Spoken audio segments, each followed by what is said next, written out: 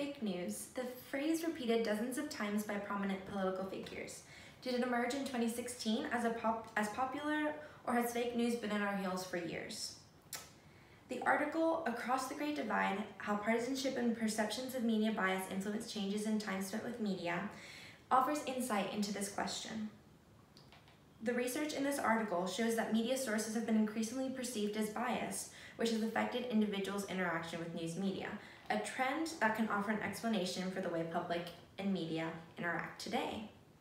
This article from the Journal of Broadcasting and Electronic Media researched, through survey data, the relationship between political partisanship, the media consumed, and whether there are any changes based on perceived bias.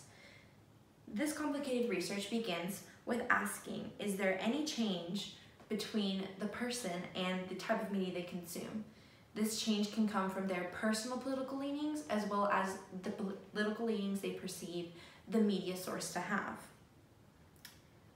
The researchers of this article from the Journal of Broadcasting and Media offer research and results relevant to communication in media regarding politics as well as electronic media and public broadcasting sources such as talk radio, television broadcasts, and parody news sources.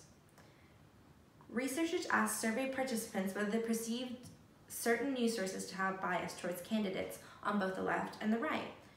The researchers used a population sample that was 51.75% female and 48.3% male. 80% of these individuals were college educated. These factors were all incorporated and calculated for within the research of the article researchers.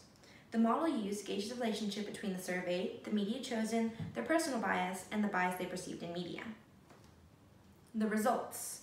The results of this survey showed that the relationship between the public news media was most affected by the transition to online sources from traditional ones. So in addition to the personal perceptions and the effects that every perceived bias as well as personal bias had on the choice of each individual for their media, there was also the technological aspect of the shift from print media and traditional sources of media to electronic media that's been on the rise for the last 10 years. The results also indicated that when individuals perceived bias in the media towards a particular candidate, they were led to various media sources depending on the candidate they felt was being discriminated against. So if somebody on the left perceived that a certain media source was discriminating their candidate who leaned towards the left, they went to parody news or television broadcasting. However, if somebody on the right perceived that the news media was biased against their right-leaning candidate, they were led more to talk radio shows.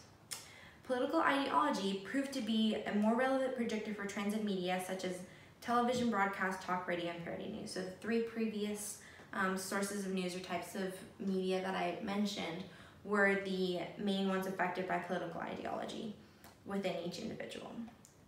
And last, there's relevance. The study was conducted near the time and centered around the 2012 election involving Barack Obama and Mitt Romney. So the candidates that were on the left and the right were respective to these two candidates in the 2012 election.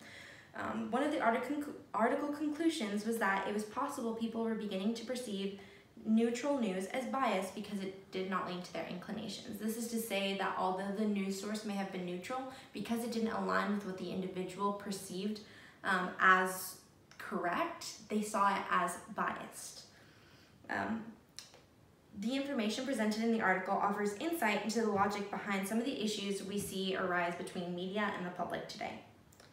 The article clearly outlines its research methods as well as the results they yielded. These results can be understood clearly, and we are able to see the relevance and importance of their research. The relationship with media and public perception relies on many factors. As technology changes, so does the way we receive it. Making the Great Divide, as the title of this article mentions, even deeper. Beyond being a buzzword, fake news reveals a problem with the way the public interacts with media.